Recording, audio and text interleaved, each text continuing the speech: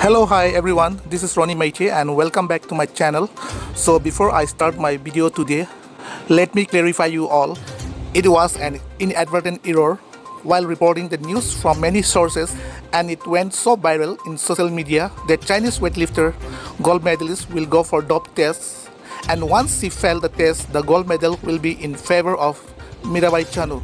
But as per the report of latest news, gold medalist Zhihui Hou not taken for doping tests.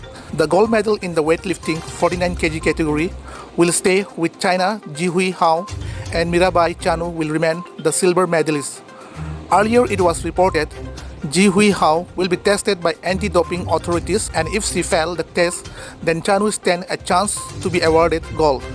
But there has been no testing, and it was an inadvertent error while reporting the news. It stands clarified that Hou was not taken for an anti-doping test. Furthermore, there have been no development from the routine anti-doping procedures that were carried out after the 49 kg competition. China Zhihui Hou had bagged gold on Saturday with a total of 210 kg and created a new Olympic record.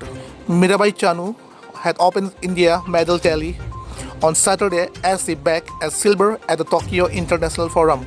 Chanu lifted a total of 202 kg during her 4 successful attempts across the competition.